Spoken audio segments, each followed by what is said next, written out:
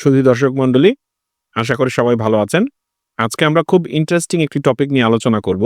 সেটা হচ্ছে আমাদের ব্রেইন স্টেট এবং মাইন্ড স্টেট নিয়ে। আমরা তো সবাই জানি যে যেকোনো কিছুই আমরা করতে চাই, জীবনে যাই করতে চাই না কেন, যেই কাজটাই আমি করি না কেন, সবকিছুই আমাদের ব্রেইন এবং মাইন্ডের যে কানেকশন এবং ব্রেইন এবং মাইন্ড যদি সুস্থির থাকে এবং সুন্দর থাকে, স্টেট বলতে বোঝায় অবস্থা। তো এগুলির যদি ধীরস্থিরতা, সুন্দর, সুস্থতা যদি সবকিছু ঠিকঠাক থাকে, তাহলে আমরা লাইফে প্রোডাক্টিভ হতে পারি এবং জীবনে সফল হতে পারি। তো এই যে ব্রেইন স্টেট এবং মাইন্ড স্টেট এগুলি কি এবং কেন গুরুত্বপূর্ণ, সেই প্রশ্নটা নিয়ে আজকে আমরা আলোচনা করব। দর্শক মণ্ডলী, আমি ওসমান। আমি একজন নিউরো রিহ্যাবিলিটেশন স্পেশালিস্ট। সেই সাথে দীর্ঘ 17-18 বছর ধরে বিভিন্ন ধরনের ব্রেইন ডিসঅর্ডার এবং ডেভেলপমেন্টাল ডিসঅর্ডারে আমি মানুষের ব্রেইন এনহ্যান্সমেন্ট নিয়ে কাজ করি। আমি বিপুল পরিমাণ মানুষের ব্রেইন স্টেট এবং মাইন্ড স্টেট রিপ্রোগ্রাম করতেও হেল্প করেছি। সেই সাথে বিপুল পরিমাণ মানুষ যারা বিভিন্ন ধরনের স্ট্রেস, অ্যাংজাইটি এবং বিভিন্ন সাইকোলজিক্যাল এবং নিউরোসাইকোলজিক্যাল ডিসঅর্ডারের কারণে প্রাত্যহিক কাজকর্মে অথবা নিজের জীবনে কোনো কাজে এঙ্গেজ হতে ডিফিকাল্টি ফিল করে, তাদের ক্ষেত্রেও আমি হেল্প করে থাকি। দর্শক মণ্ডলী, আমাদের ব্রেইনের বিপুল পরিমাণে নিউরন সেল রয়েছে। আমাদের ব্রেইন সেলকে নিউরন বলে।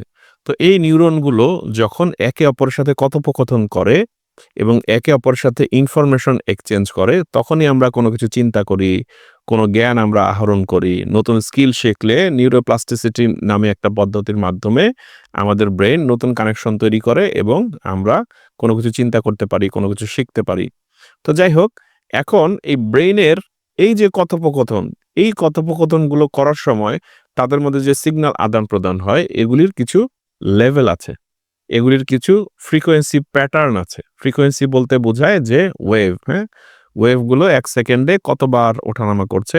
তো এই আমরা আমরা যে চিন্তা করি, আমরা যে কোনো কিছু ভাবি, কোনো কিছু শিখি, এগুলির একটা প্যাটার্ন আছে আমাদের থটের।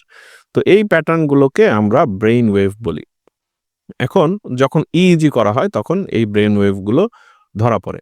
তো আমাদের বিভিন্ন ধরনের ব্রেইন ওয়েভ আছে, একদম নিচু থেকে উঁচু পর্যন্ত। তো এই ব্রেইন ওয়েভগুলো নিয়ে প্রথমে আমরা কথাবার্তা বলি। যেমন প্রথম যে ব্রেইন ওয়েভটা নিয়ে আমি আলোচনা করব, সেটা হচ্ছে delta brain wave. Delta brain wave হচ্ছে খুবই স্লো ব্রেইন ওয়েভ। এটা সেকেন্ডে এই ওয়েভটা ধরেন ৩-৪ সাইকেলের মধ্যে, সাইকেল পার সেকেন্ড অথবা হার্টজ বলি আমরা। তো এই হার্টজের মধ্যে ওঠানামা করে। তো এই ডেল্টা ওয়েভটা এমন একটা ব্রেইন স্টেট, যখন আমরা মেইনলি ঘুমিয়ে থাকি। আমরা যখন রিল্যাক্স হই, ঘুমিয়ে পড়ি, তখন আমাদের ব্রেইনটা এই ডেল্টা ব্রেইন ওয়েভে থাকে। এরপরে যে ব্রেইন ওয়েভটা, সেটা 4 হার্টজ থেকে 7 to 8 হার্টজ পর্যন্ত। তো এই যে ৭ থেকে ৮ হার্টজ পর্যন্ত, ৪ থেকে, তো এটাকে আমরা বলি থেটা ব্রেইন ওয়েভ। তো থেটা ব্রেইন ওয়েভ হচ্ছে এমন একটি ব্রেইন ওয়েভ, যখন আমরা মেডিটেট করি অথবা আমরা নিজেদেরকে অটো সাজেশন দেই অথবা আমরা যখন খুব ডিপ কোনো কিছু চিন্তা করি অথবা আধো ঘুম আধো জাগরণ অবস্থায় থাকি, তো এইটাকে আমরা থেটা ব্রেইন ওয়েভ বলি। থেটা ব্রেইন ওয়েভটা খুবই ইম্পর্টেন্ট। স্পিরিচুয়াল প্র্যাকটিস বলেন অথবা মেডিটেশন বলেন অথবা এই ধরনের প্র্যাকটিসগুলো করেন, তাদের একটা আলটিমেট গোল থাকে থেটা ব্রেইন ওয়েভে ব্রেইনকে নিয়ে যাওয়া। তো যাই হোক, এগুলি নিয়ে আমরা পরে আলোচনা করব। এরপরের যে ব্রেইন ওয়েভটা নিয়ে আমরা আলোচনা করব, সেটা হচ্ছে আলফা ব্রেইন ওয়েভ।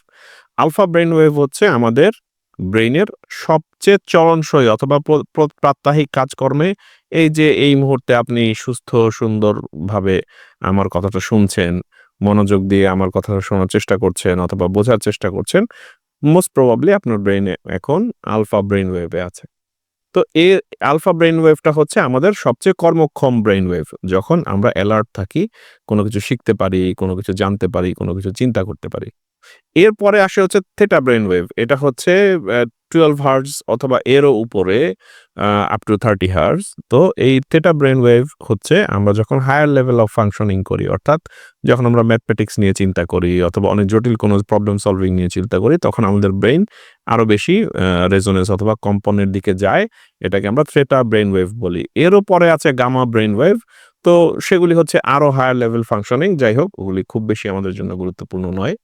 তবে মাইন্ড মাইন্ডফুলনেস অর্থাৎ বর্তমানে থাকার জন্য সুস্থ সুন্দর স্বাভাবিক ব্রেন স্টেট হচ্ছে আমাদের আলফা, এবং কিছু কিছু ক্ষেত্রে যখন আমরা ব্রেনকে প্রোগ্রাম করতে চাই তখন আমাদের থেটা ব্রেন ওয়েভে ব্রেনকে রাখতে হয়, এবং এটা দীর্ঘ প্র্যাকটিসের মাধ্যমে অনেক সময় আমরা অ্যাচিভ করতে পারি অন ডিমান্ড, অর্থাৎ মানুষ চাইলেই থেটা ব্রেন ওয়েভে যেতে পারে, আলফা ব্রেন ওয়েভে যেতে পারে, বিটাতেও যেতে পারে, অথবা অনেক অনেক মানুষ যারা অনেক দিন প্র্যাকটিস করে তারা গামা লেভেলেও যেতে পারে।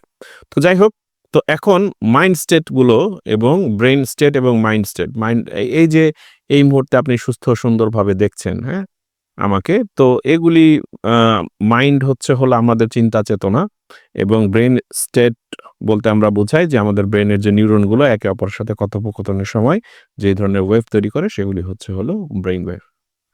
তো দর্শক মণ্ডলী, এগুলি আজকে শুধু এইটুকু নিয়ে আমরা আলোচনা করলাম। কারণ হচ্ছে যে ভবিষ্যতে যে ভিডিওগুলো আমরা করব, আমরা কিভাবে আমাদের ব্রেন ওয়েভ এবং মাইন্ড ওয়েভকে সুস্থ সুন্দর রেখে আমরা কিভাবে উন্নতির দিকে যাব, এই জিনিসগুলো আপনাদের একটু জানা থাকলে ভবিষ্যতে হেল্প হবে, এবং আপনারা যারা আরো বেশি জানতে চান পরবর্তী ভিডিওগুলো একটু দেখবেন যাতে আপনারা আরো বেশি জানতে পারেন। সবাইকে ধন্যবাদ।